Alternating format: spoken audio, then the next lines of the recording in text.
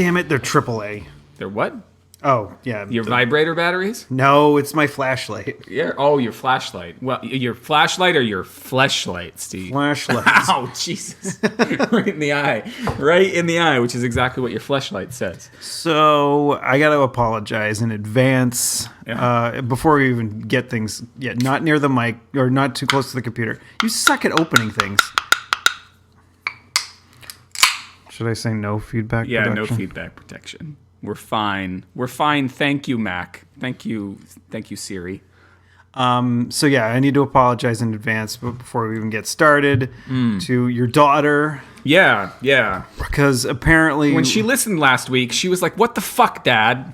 Like, you were supposed to talk about American Girl dolls, because that's what, when you were helping me with my homework before you guys recorded, that's what you guys said you would do, and we didn't. Yeah. And I understand her using such foul language, listening to Because she was listening to the show. No, well, I don't think... Where does she get it from? You know, she gets it your from... grandfather. Your father. Yes, her grandfather. Her grandfather, your father. Yes, yeah, that might be where... I imagine you let a few choice ones out every once in a while. Yeah, things fly out of my mouth, you know, which is another thing your fleshlight says.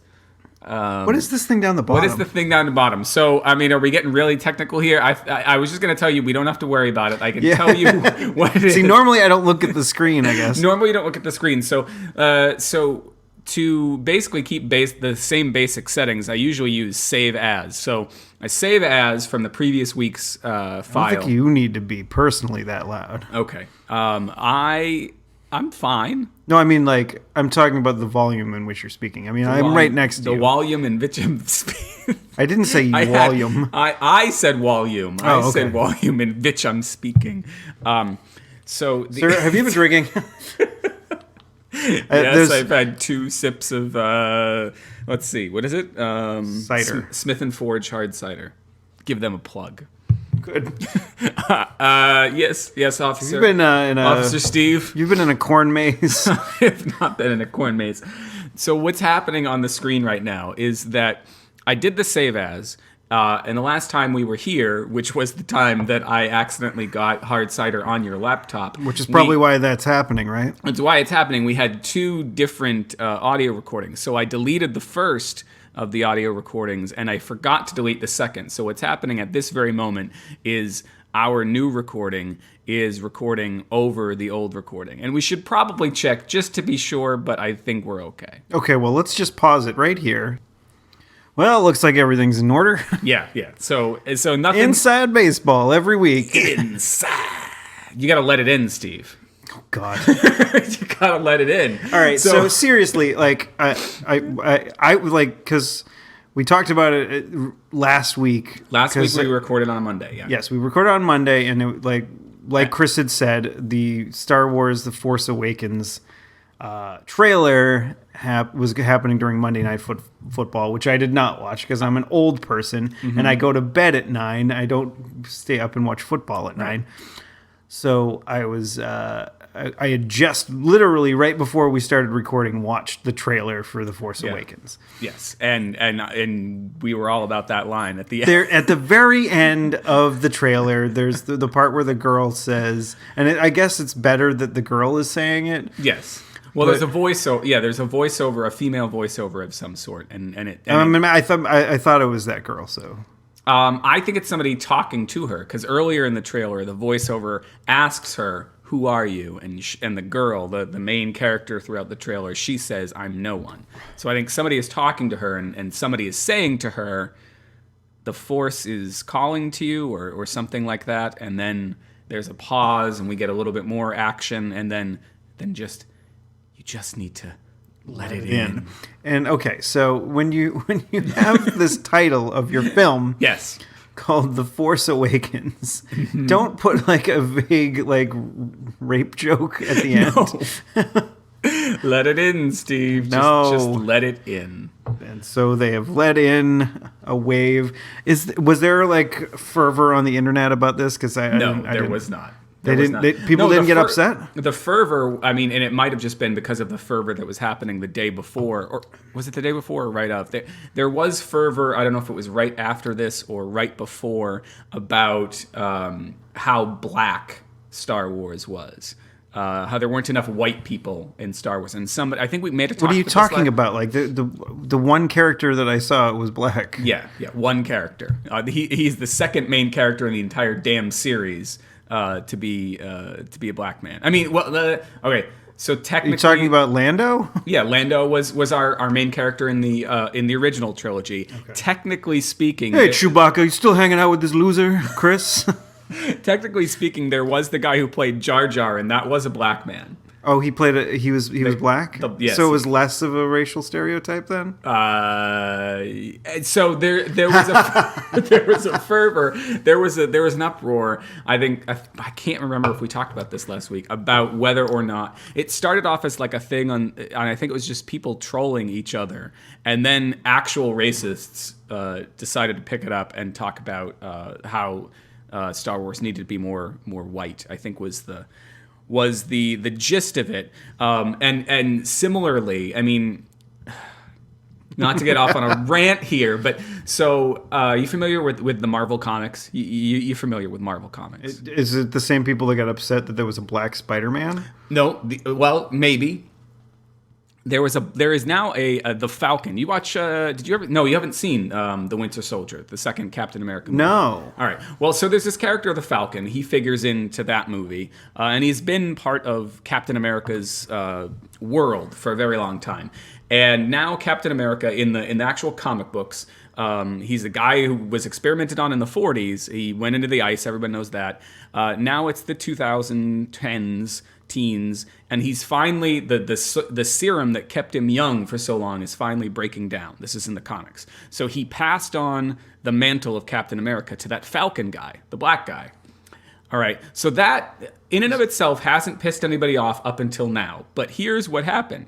They also at the end of their most recent crossover, had Thor be no longer worthy of his hammer, and a female Thor came into the picture and picked up the hammer. Now, just this week, there was released... Was it like Caitlyn Thor? No, it turned out, spoilers... Way to just, like, completely steamroll that joke.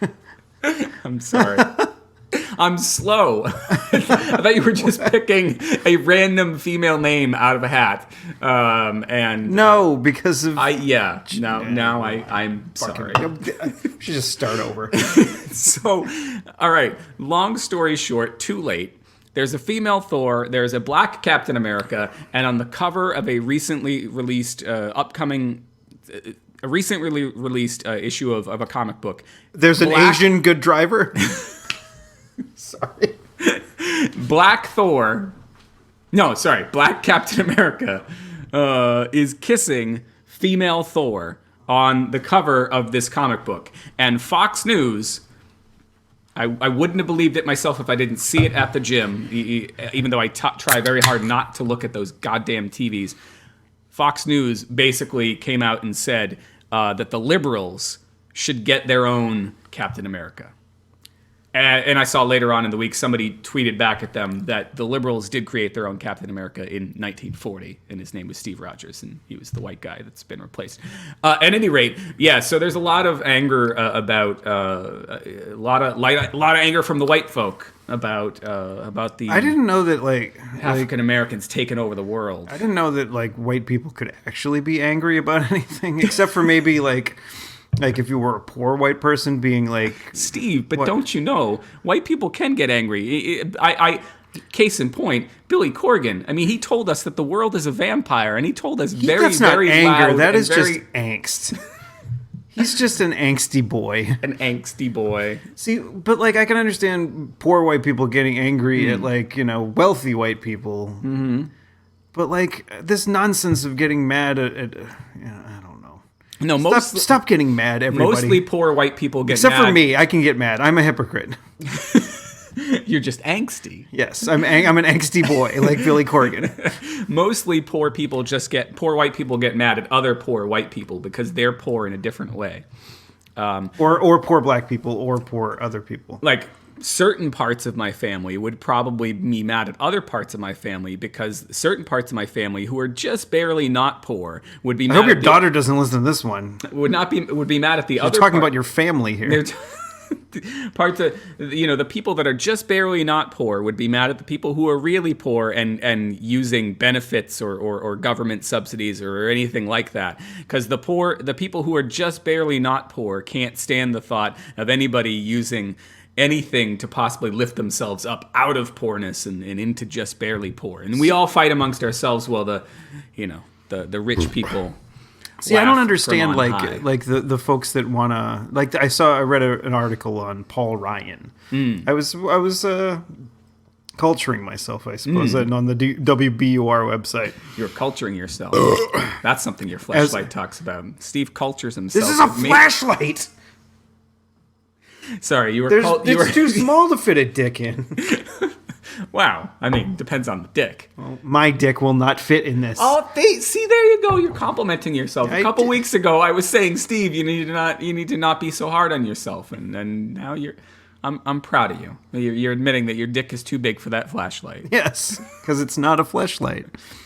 What Sorry, was I saying? You were culturing yourself. I was culturing myself to Paul Ryan on NPR websites, and there was the story about how he is contemplating becoming Speaker of the House, but he's worried that it might upset his work-life balance. I did see that. So, and then someone wrote an article about that and the fact that he as a congressperson, he doesn't work. He doesn't. Well, there you go. He doesn't actually work, but he usually just gets people to take him out for dinner and give him lots of money to vote a certain way whenever he decides to actually vote. Yeah, like most Congress people do. We're not bitter, are we? No, we're angsty. I'm angsty about white people. So he was just basically, and then he's voted when he has voted. He's voted against things like time off for people and like paid time off and things like that. Things fuck the people. Yeah, and then I don't understand Okay, so we have a demographic of our population that is poor, whether they be white, black, Asian, whatever. They're poor. They're poor people. Yeah, and they need to have something. We can't just So basically, the option there is let's just stop giving them money and let them die. Yes, that is the only viable option besides try to help them. I don't know. What exactly is the other option? Okay, let's cut these funds. What are these people supposed to do? Break into your houses. Yeah, we want to spend more money on police officers than maybe trying to make it job so these creation. Yes, let's make jobs instead for of police officers. Yeah, to shoot the poor. Not the poor white people, but the poor black people. I think poor white Asian people do get shot, but it's just not maybe in the news as much. No. So, what needs to happen? I think is that we don't cut these funds and we make all drugs legal. Yes. So basically, all the people that are quote unquote addicted to whatever else, right now heroin's crazy. It's it's bigger than anything. Yeah, because you would never hear I went up to Maine. I hear they have a big heroin problem. They do for some reason. Right. Oh, wait, because it's apparently great, and you should never ever do heroin because you will never want to stop doing heroin. At the risk of sounding completely, I've never done heroin. At the risk of sounding completely uninformed, which I never do on this show. I saw something, and I wish I could remember it. I'm not going to find it for show. You should give it away for free too, free heroin. That part of the reason heroin was made illegal, part of the reason there's such stiff penalties for heroin is that that white folks hated the idea of Asian folks coming in and bringing in this drug. If we go way far back to when heroin first started coming into the country. Oh, there's more opium there than I'd imagine. Right, but that's the sort of stuff that's made. I don't know. Again, I saw it in passing. I did not get to read the whole thing. Not everything has to do with racism. Not everything, but a lot of things. Some things. No, but like basically just say, hey, here's all the free heroin you want, and all the people that can't stop doing it will just die from doing too much heroin. Yeah. And there's one problem out of the way. We Right. get rid of all the junkies, Yeah. and then we have all this surplus heroin, and so we can, I don't know, shoot it into space. I don't know. This is a crackpot theory that's turning more and more crackpot by the second. Shoot it into space. Shooting heroin into space. And maybe it'll reach with that Mars rocket, that kind of goes astray, at some point. We should shape the rocket that we shoot into space into a needle. Into a shoot needle. it into the moon to get the moon all high on smack. Or we shoot it just out into the universe, and we hope that we get the aliens that are coming to destroy us. We hope that we get them so high that they go off and they go off to What is all the this Andromeda stuff? galaxy. Yeah, who knows? Maybe it'll be like heroin is like their breakfast cereal there. Maybe. Like opioids are like, oh, that's just like what we have for a little midnight snack on Jupiter. Despite all my rage, Steve, I am still just a rat in a cage. Stop being such an angsty boy. And So no, I have that on the mind for a specific reason. Apparently, not yesterday. all your troubles were so far away. Now I need a chance to fly away with the heroin. Yes, in space.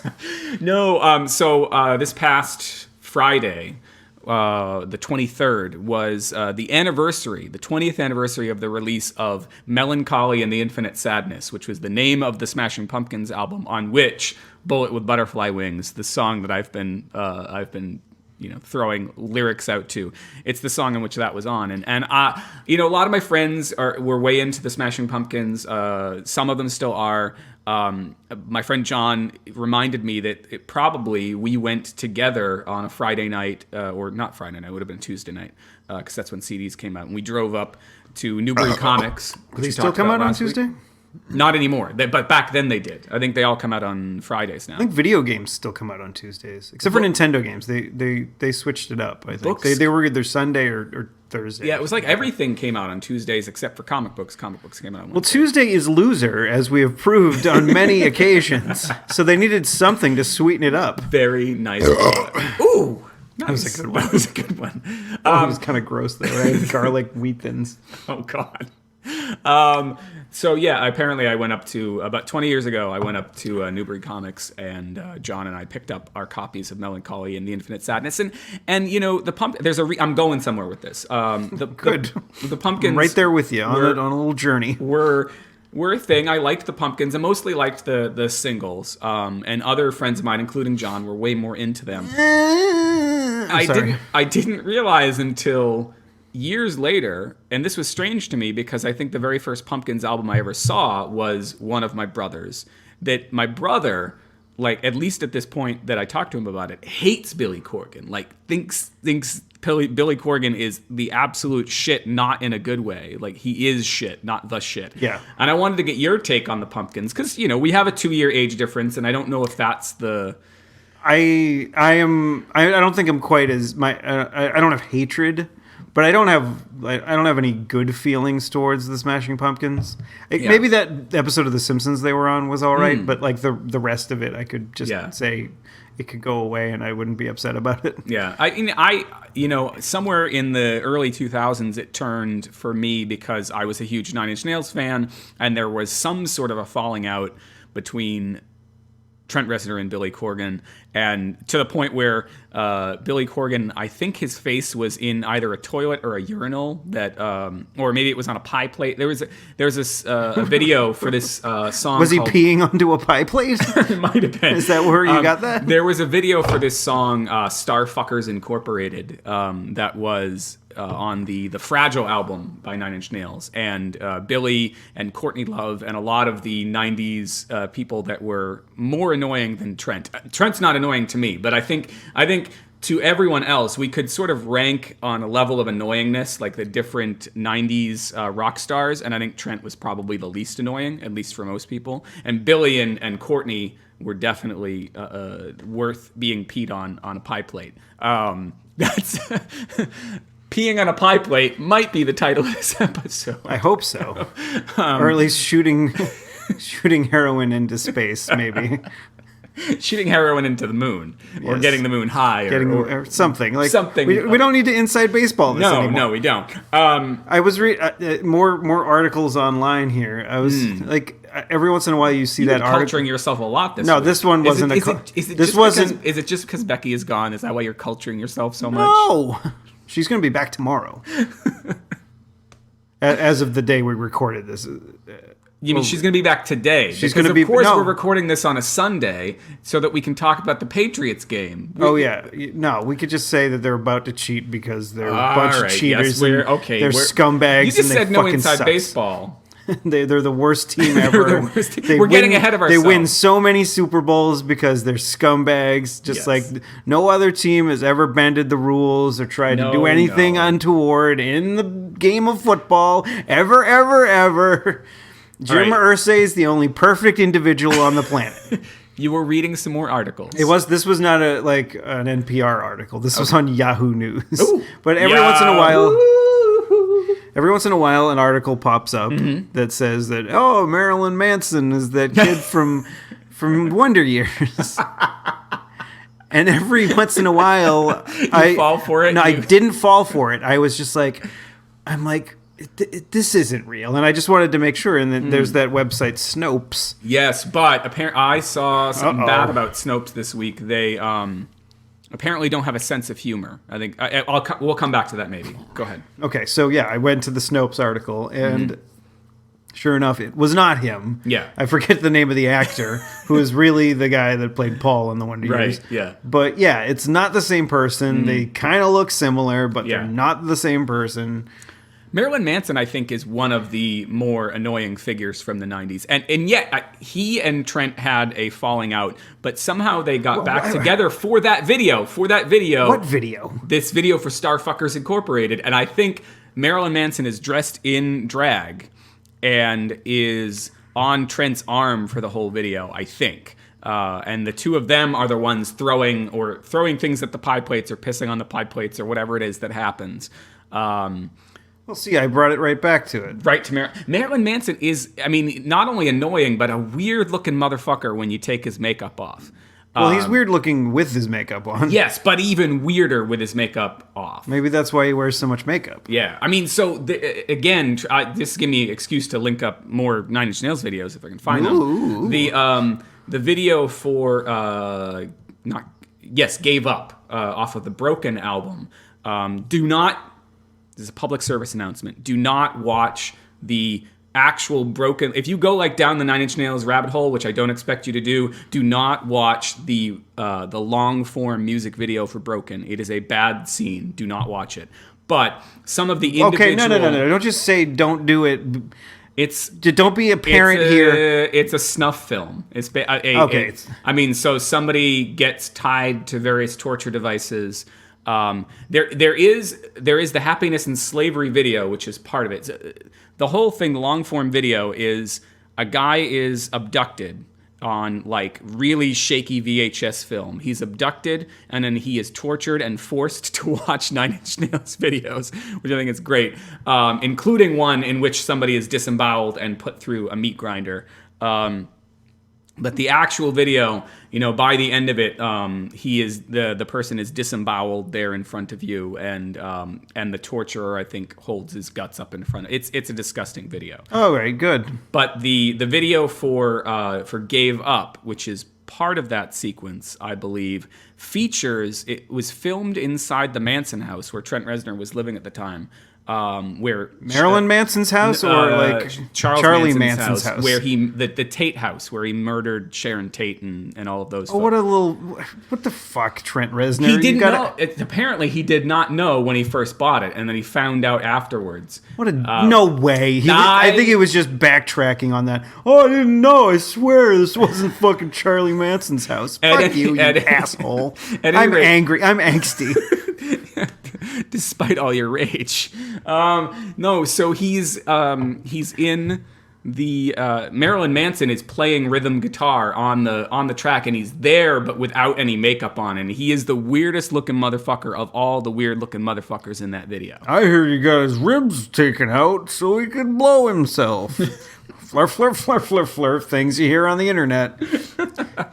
But Snopes, what the hell was it? So Snopes earlier this week sent a cease and desist to somebody doing a parody. Here's a transition for you. Somebody doing a parody on Back to the Future Day. So somebody did parody of Snopes? A parody of Snopes about, I don't know if it was about Marty McFly or something related to that, where they basically did a fake Snopes page, and then Snopes sent a cease and desist on Twitter of all. I think it was Twitter or it might have been Facebook. And it was like, you better take that down. And I get why they did it. The idea being that Snopes is there to expose things that are wrong, things that are false. But this was obvious fiction. It was having to do with Back to the Future, a fictional movie. I don't think it was doing any harm to Snopes' brand, if that's what you want to call it. But Snopes is still the best source for that kind of debunking. I just think it was an asshole move to tell some kid who was, or probably grown man in his boxers. That's what I was, playing video games before you showed up. Actually, no, I was watching Bill and Ted's Bogus Journey, yeah. At the end of the movie, I'm getting horribly off topic. At the end of the movie, like Bill, all right. So what like Bill S. Preston Esquire? I'm just trying to because the first one you can sort of wrap some rationale around what the frick is happening. Yeah. And then when they do their presentation at the end, it is a little bit actually very extravagant. But it's you're like, oh, okay. Yeah. They went above and beyond for this history project. Right, yeah. And didn't actually get these real people from the past and whatever, Yeah. So it makes sense. But then are both of those on Netflix, by the way? I think both of them are. Right. So the second one, they die. Yes. Just spoilers. I think the Grim Reaper is on the packaging for the film. So, yeah. I don't think he ends up being part of the band at the end of the movie. But so when the main villain shows up in the time machine phone booth. Mm-hmm. And everybody's like, whoa, is this part of the show? And then, he's like, oh, I'm going to kill you. And then they're like, well, we'll go back in time and fix everything. So there's a sandbag that knocks it out of your freaking hand. And then this cage drops on you. But then he's like, well, I'll go back in time and get a key and another gun. And then a gun materializes out of nowhere into his hand. Right. But then, he shoots the gun and it says, Wild Stallions rules. Mm-hmm. And then Bill and Ted are like, yeah, well, we set up the key and the gun. But how could they have set up a gun that magically appeared into his hand? How could that have happened? As well as the key, which was on his person. Maybe they were in the middle of a paradox. We were in the middle of reality ending, and I just say that because. Have you read Fortunately the Milk by Neil Gaiman? No. All right. Well, big news coming up here just now when I was coming up to your place. Apparently, Edgar Wright, who does... who invented the airplane. No. Edgar Wright, the guy behind Hot Fuzz and Shaun of the Dead and all the cool movies. So Edgar Wright... Every cool movie ever. Every cool movie. Edgar Wright and Johnny Depp are teaming up to do the film adaptation of... Never mind the Bullocks. Fortunately, the Milk by Neil Gaiman. So in Fortunately the Milk, which is I want to recruit you. That actually it sounded like the voice that I put on for the green globby aliens in that book, which is kind of what it freaked me out. That was Harvey Milk, what I was doing there. Oh, okay. Because he wanted to recruit people within his gay army. How did it work? How did it work out? I don't know. I think he got shot because of some guy in Twinkies. Not penis Twinkies, actual Twinkies. Actual Twinkies, like Twinkie, like the Hostess product. not Twinkies like Twinks, the subset of gay men. Okay. Nope. Fortunately, the Milk deals with time travel as well. to get it back to Bill and Ted. And one of the things that the time-traveling Stegosaurus is telling to our main protagonist is that if two objects from the same... Two objects that are the same but are from different time periods touch each other, then a paradox will ensue, and one of two things will happen. Either the universe will end, which is maybe what was happening in Bill and Ted, or three small, I don't know if they're trolls or dwarfs or elves, little people, I believe is the Tontadas. Nomenclature. They will show up with flower pots in their heads and do a little dance. And no spoilers, but the world does not end in Fortunately the Milk, and you get the other option. Well, Doc Brown does say things like that in Back to the Future Back 2. to the Future, yes. Which Bill and Ted 2 sounds like it. When did it come out? 1991, something like that. All right, so I mean, it's consciously making fun of the tropes that were established in Back to the Future Part 2 with the sandbags and the whatever, where Marty comes back and Marty is, there are two Martys on that stage. Well, the trick is, like, he didn't have to, the thing is, like, Biff's guys saw him. Right. And then they were chasing him, and then they're like, hey, he's up on the stage now, let's get him after he's done. Yeah. And so other Marty... Like the one from the second Marty one. 2. Marty 2. Yeah. He needs to stop them from attacking his other self, because if his other self doesn't get back to 1985, then we have a paradox. Right. But what I'm saying is, like, Bill and Ted are a little bit dumber than Marty, would you say? Well, yes. All right. So Bill and Ted have no idea of what a paradox is, and I don't think Rufus... Rufus wasn't even in the scene yet. Okay. But the thing is, so there's Rufus a lot of things. Hold Rufus on. isn't around to tell them about a paradox. He is so around. I'm saying that maybe what is happening there with guns materializing out of everywhere is that we're in the middle of a paradox. This is the universe ending. And that's why the movie is so important, because this is showing us what's going to happen when the world ends. No, see, but like... After that... Okay, then Rufus, he's like, he just walks, I forget the name of the actress, but like, she was the one who was... George Carlin is, I believe...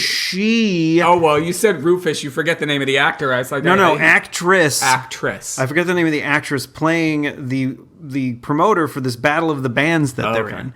She comes out and she's like, well, Bill and Ted, looks like you did it. And then...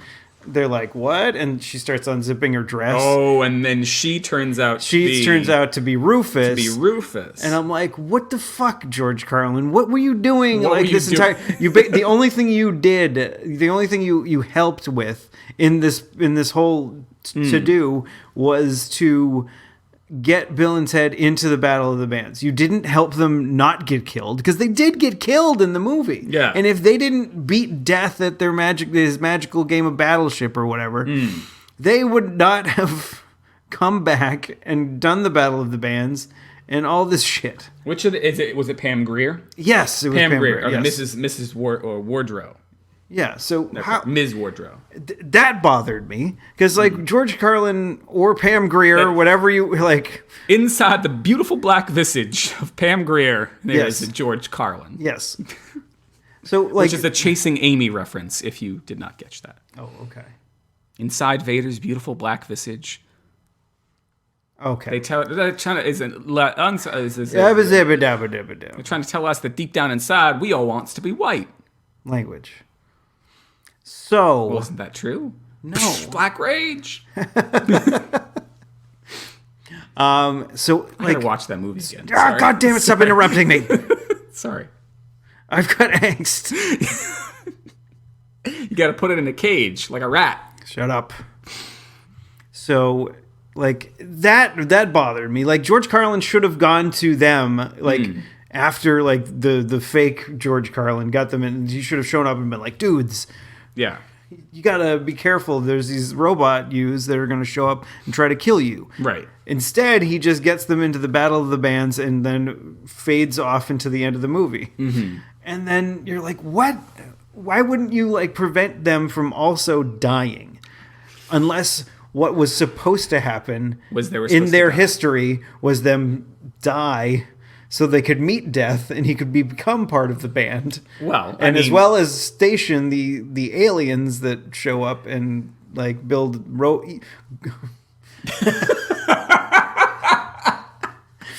hold on. So yeah, at the end of the movie, very end, when Bill is like, they come back from their time travel of where they trained to be good guitarists.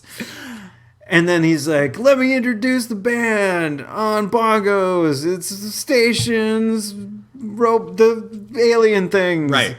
And then our backup dancers, station's most bodacious creations, the good robot us's.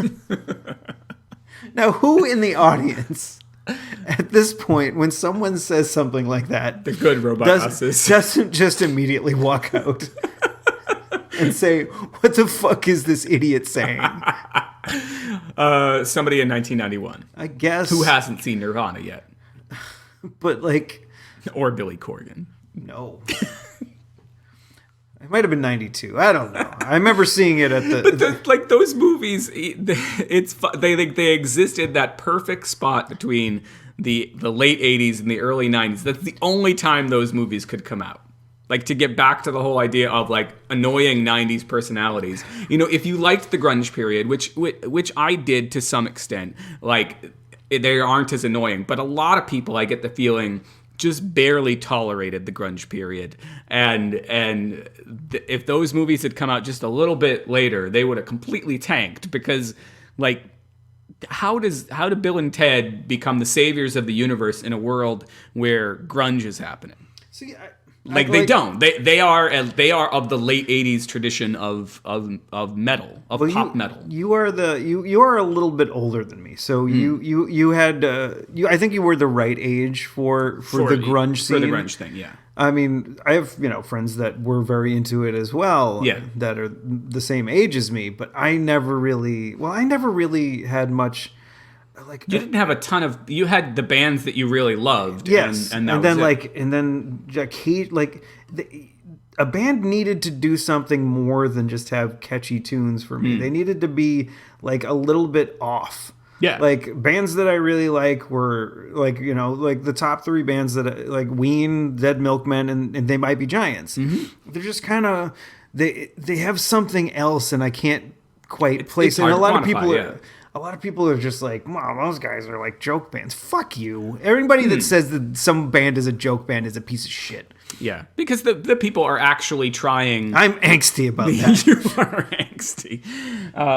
No, because the people, they might start off as a joke, but they are. Yeah, well, the New Sweetheart started off as a joke, and guess what happened? They are allowed to grow beyond the joke, and I don't think. Serious, I kind of put air quotes there underneath the table as if I were putting air quotes around my dick. I apologize. Let me put them up above the table. Air quotes. Serious music fans, I think, don't want the joke bands to grow beyond the joke.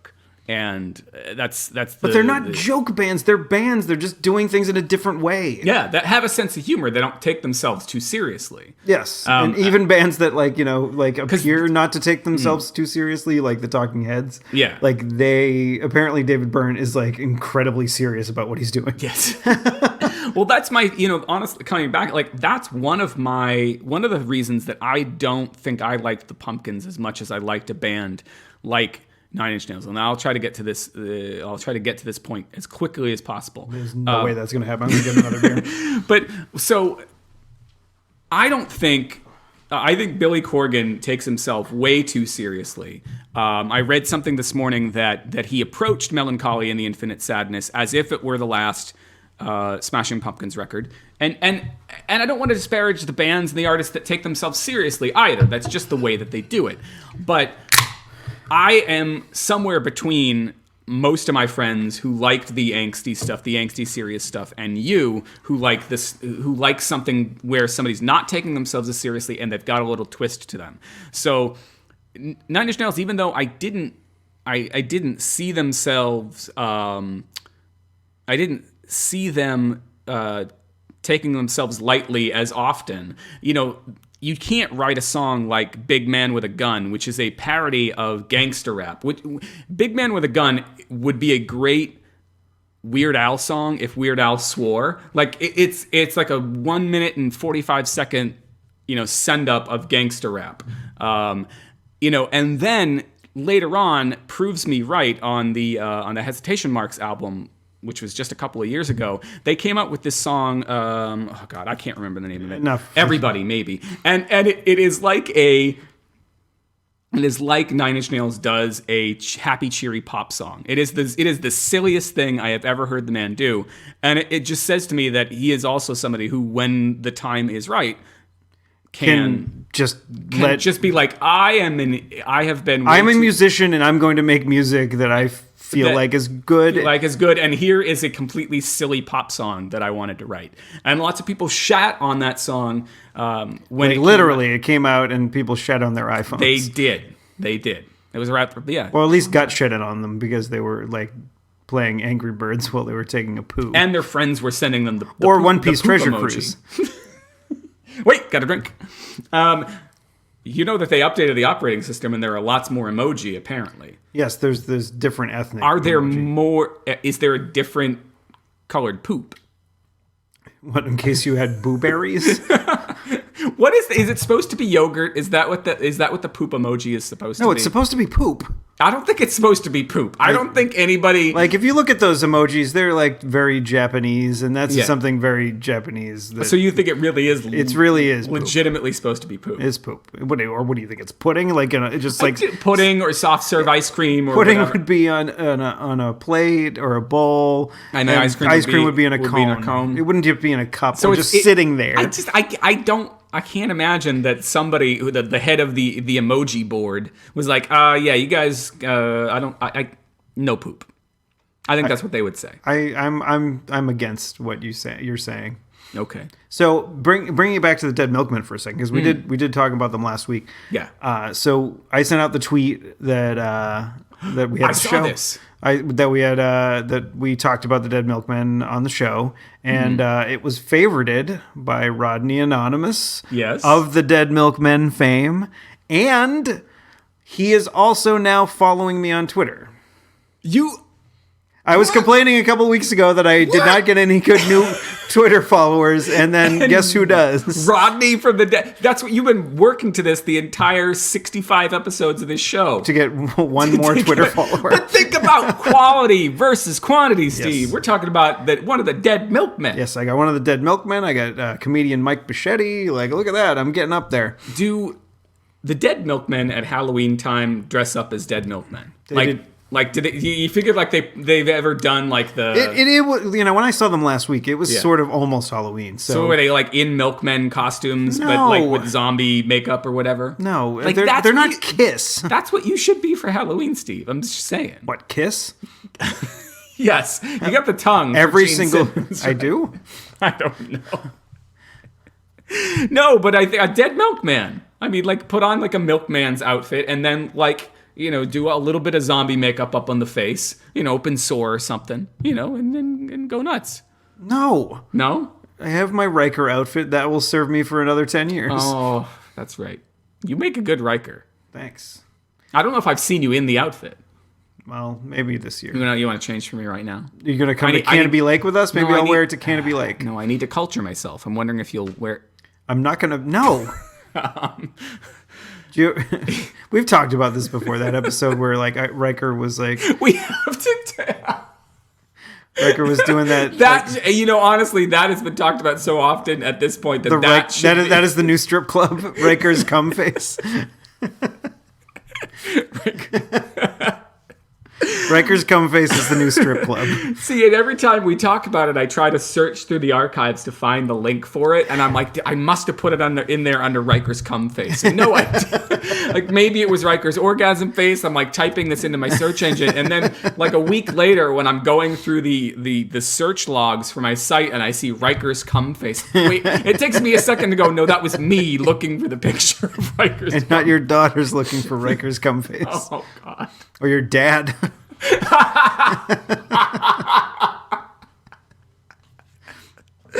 Oh, the things my dad must look for on the internet. No, it has nothing to do with gambling. Oh my God. I don't even know if he remembers that anybody other than Picard from that show. Maybe he remembers that there was a guy named Riker, and maybe if I told him, he would know that. So I don't know. He'd be like Star Trek cum face. Have there been others? Like I don't know. Like a Shatner. Like Everybody, not, like, a when Kirk you're not Comfort. emailing us, instead of not emailing us, email us if there's any other like pictures you've taken from Star Trek: The You Next think there's a Generation. Janeway cum face?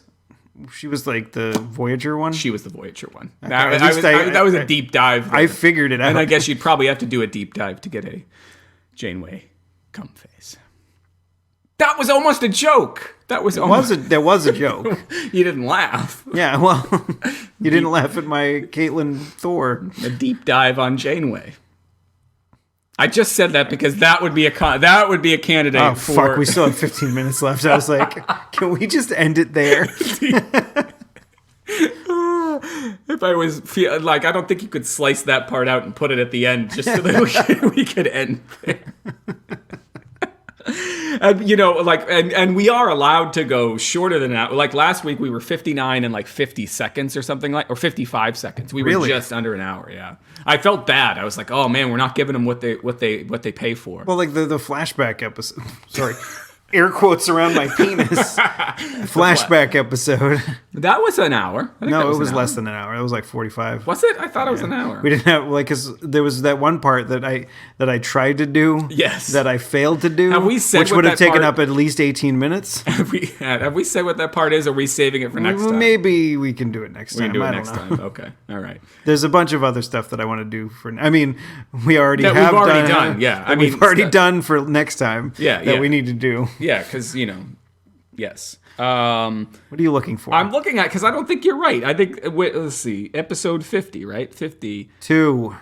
52. Remember? It was 52 minutes and 39 seconds. So it wasn't a full hour. I know, but it was in the 50-minute range. There's a bit once you hit 50 minutes, I feel like we're okay. So we just need to stall for another 3 minutes. And then I just have to tell my dumb joke again. What is on the list? We didn't even go to the list. No, we kind of got there. So what was on the list? What the fuck, Dad? No American Girl talk. There is one. I'm going to skip over that because we Star Wars trailer and pre-sale tickets, which we didn't talk about. I guess Didn't talk about pre-sale tickets, but let it in, Chris. Let it in. Did you buy any tickets? No. I think people were asking me that. My students were asking that this week, and I'm not. And there have been They're going to have sellouts. so many damn showings of it. That's my thing. They've had sellouts, but I think the sellouts have got to just be for, I don't know if it's coming out on a Wednesday or a Friday, but let's assume for a second it's a Friday.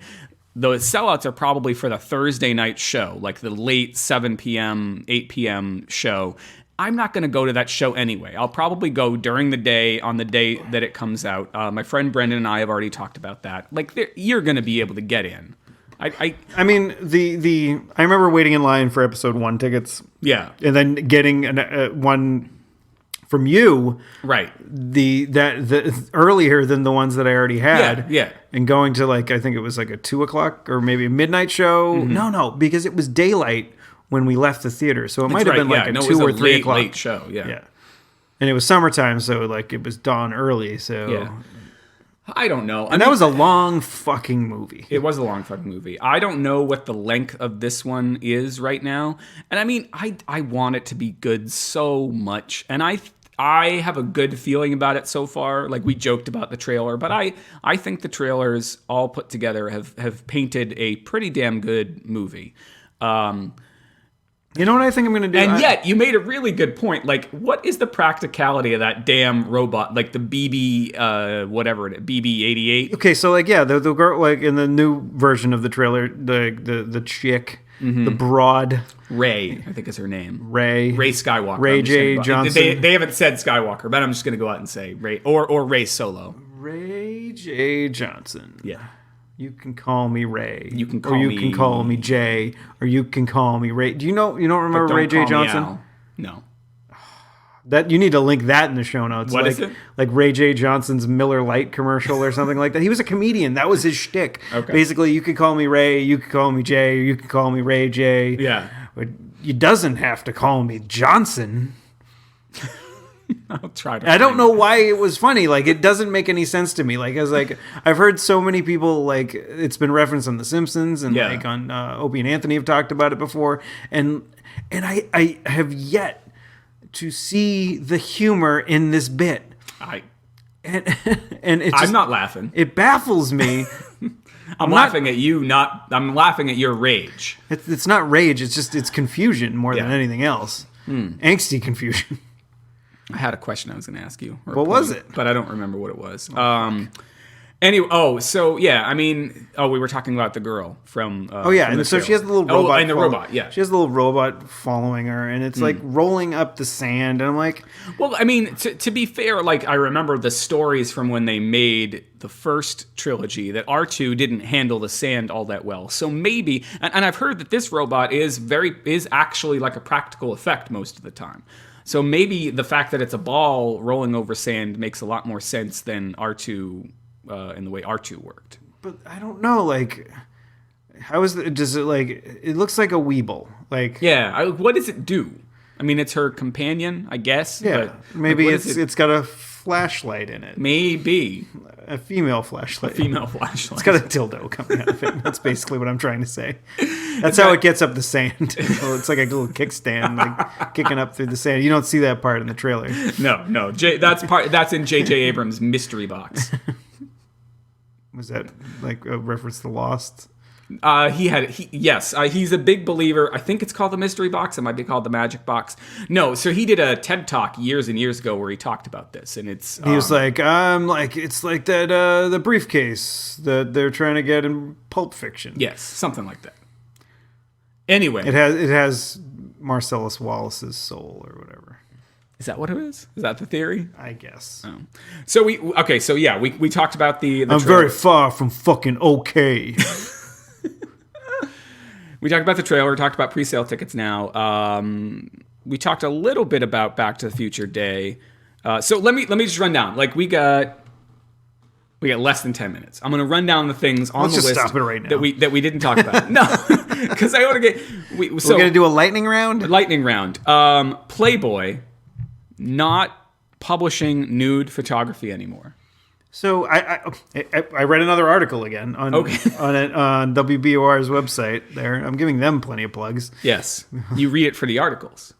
I was reading WBOR for the articles. That's correct, but I was very like because I was reading it at home. No, I wasn't reading it at work. But I was just it was an article about Playboy. I mean, they did show like a couple Playboy covers, which were, from the 60s or something like that in the article. But I was like, oh, this is a little bit scandalous. So it's good that I'm reading it at home. Right, yeah. Not at work. No wink there. So, yeah, I was reading it. It was just about a young boy finding his dad's Playboys and like building a little clubhouse and having those, and that's like how you get introduced to the female form and blah blah blah, and the weird part about how nowadays that can't really happen anymore. No, I mean because you've got the internet. Yeah, like what little kid isn't just gonna go onto their phone and find out how to get through their parental controls, and then go on and see fisting or some other fucking terrible thing. Right. It's a sad. So I mean, I meant to ask this earlier in the conversation because I wanted to get your honest answer about it. Do you remember the first time you saw a Playboy? Yes. Have we talked about this? I don't think we've talked about it. It was weird.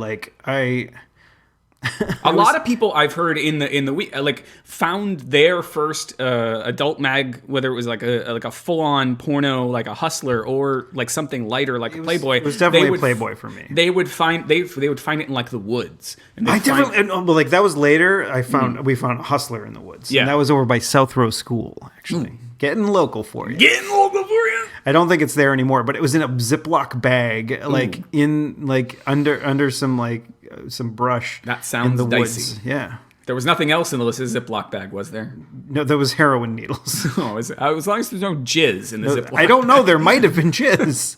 I was too young at the time to realize what it was because somebody's been blowing their nose in here. So yeah, but the first time you see a Playboy, it's you're in the article he probably is saying this much more poetically than I am. Yeah. But you get a little flutter in your heart if you are attracted heterosexual to the female form. And you're like, wow, wow, this is exciting, and it's just the right. I think I'm not saying for little kids or anything like this, but if you're like coming of age, you're about to become like a teenager or something like that, and you're exposed to like a picture of a naked woman.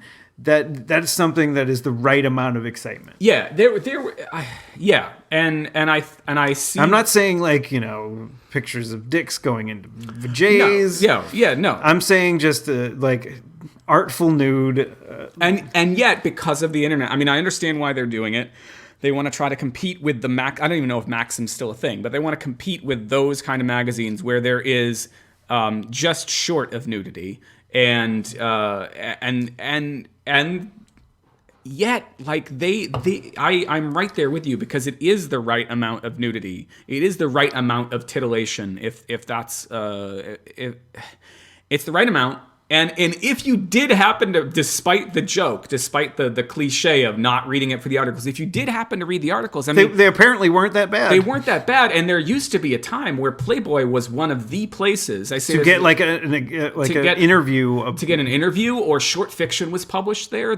Like getting a story published in Playboy in the 70s, maybe into the early 80s, was actually a big deal for short fiction. And if you were like a sort of subversive cartoonist or something like that, you could do something that was slightly edgy that you couldn't get into a newspaper, or I think there might have been cartoonists that had like cartoons that were in Playboy but also like had a a newspaper comic that was just like I doubt it was like Family Circus, but like And so, like, I kind of understand where they're coming from. They've got to try to save the thing, and it would be a shame if the whole thing went out of business, because I do feel like there is something valuable to Playboy as an institution.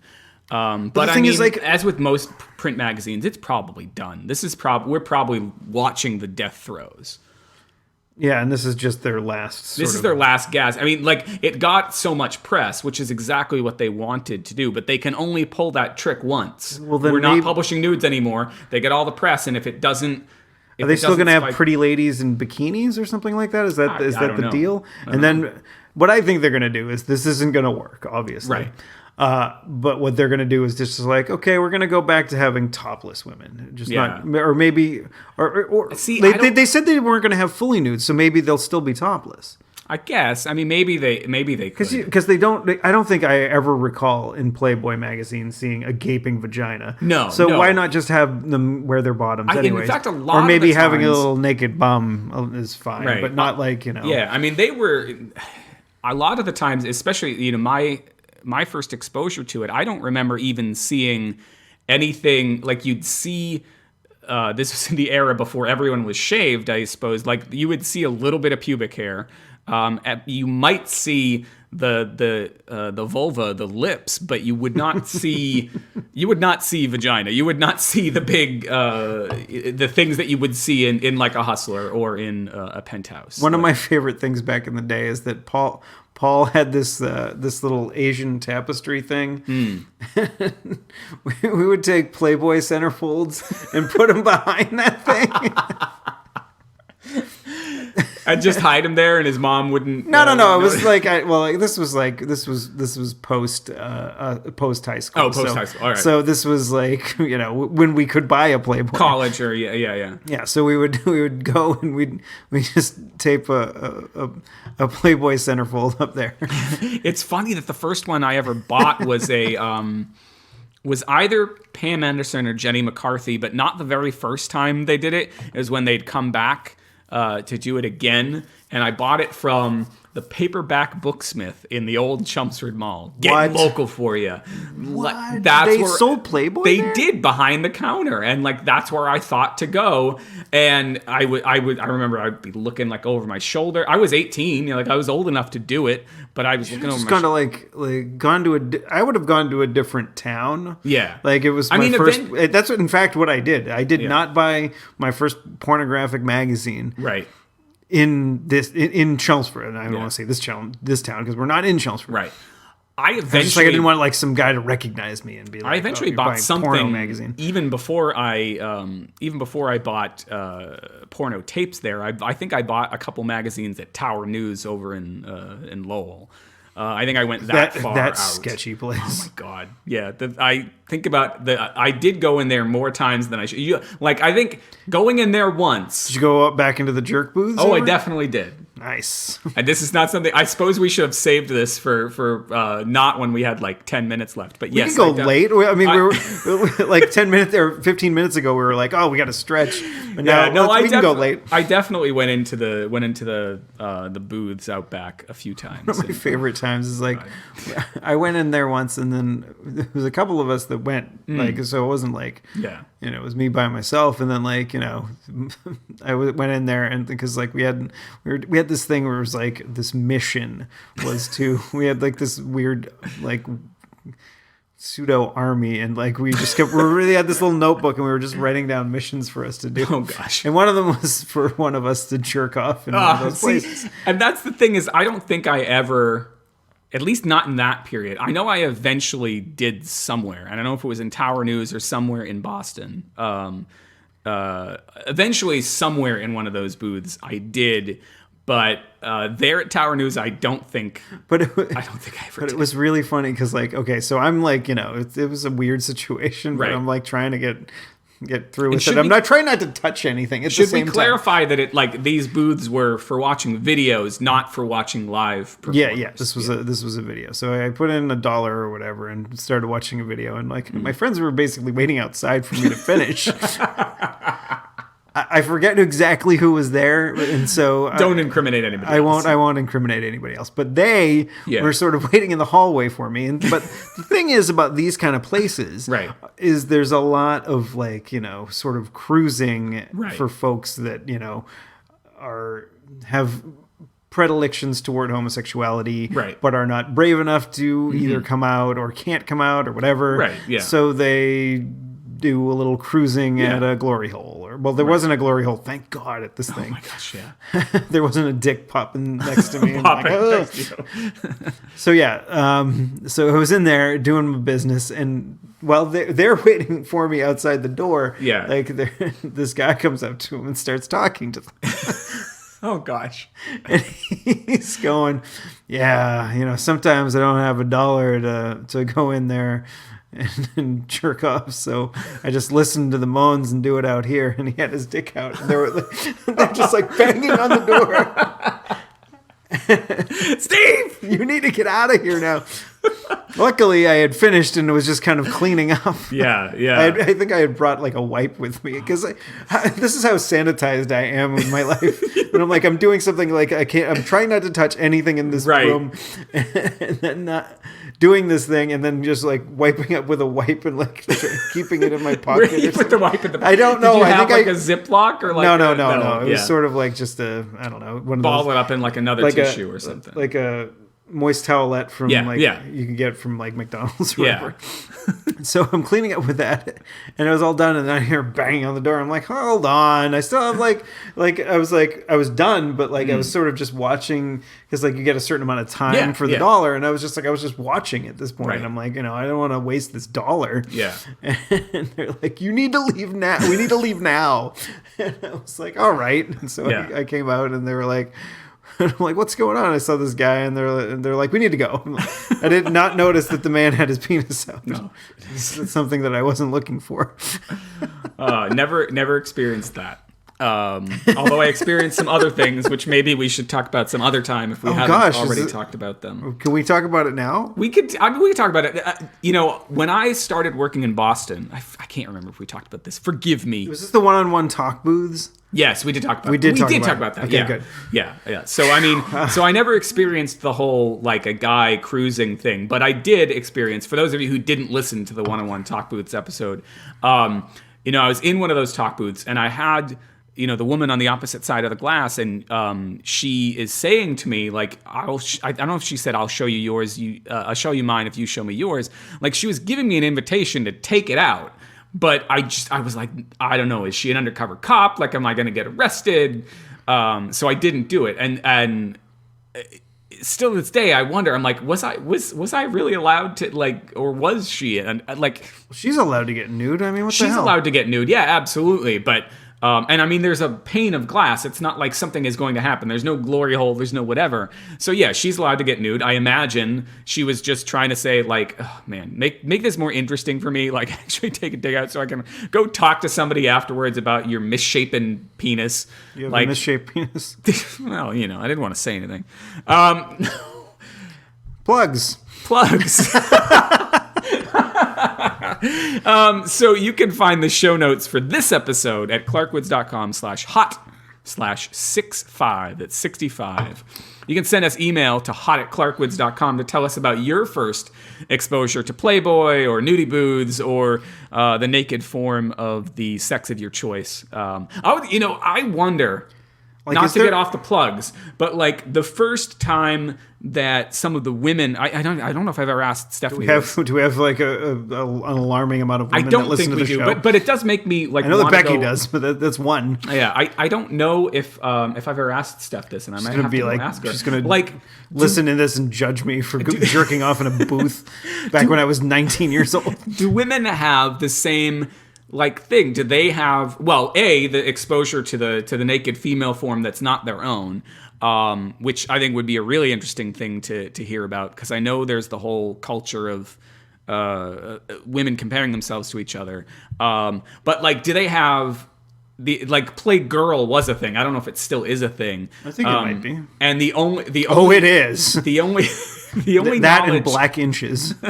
The only knowledge I have of Playgirl from women of around that same age is that a lot of the girls that I knew and were friends with in 1994, 1995 went nuts for a Playgirl in which Brad Pitt was apparently naked.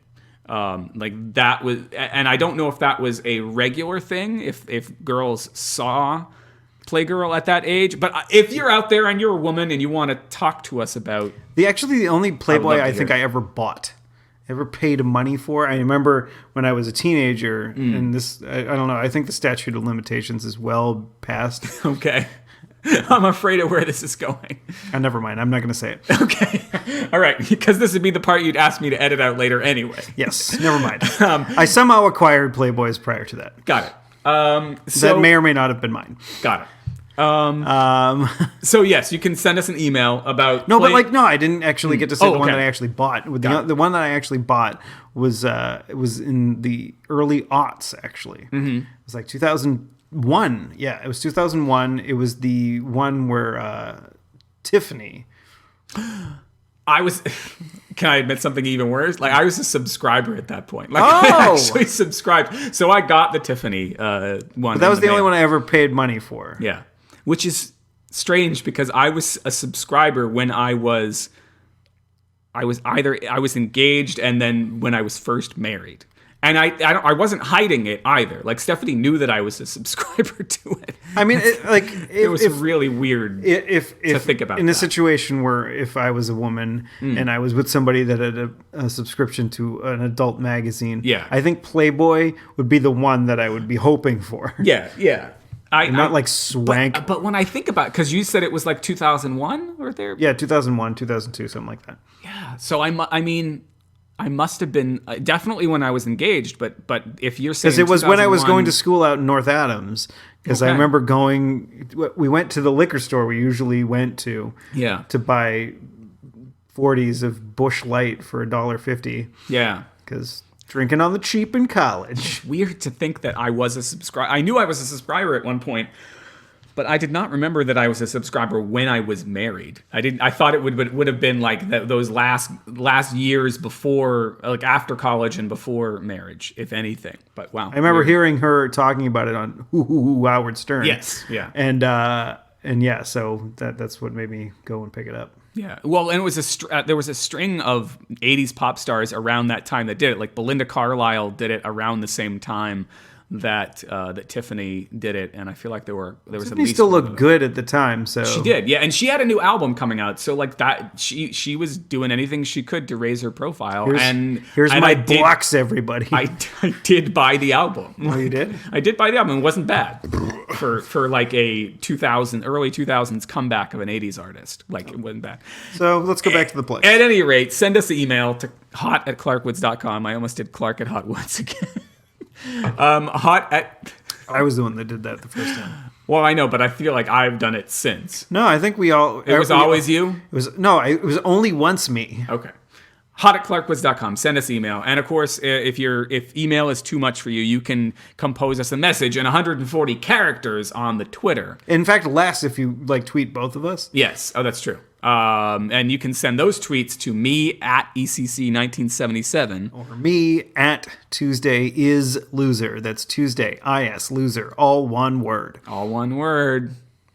And now we have to find some clever way to wrap it up. And if I could remember what the hell the joke was 15, 20 minutes ago, I would say it again.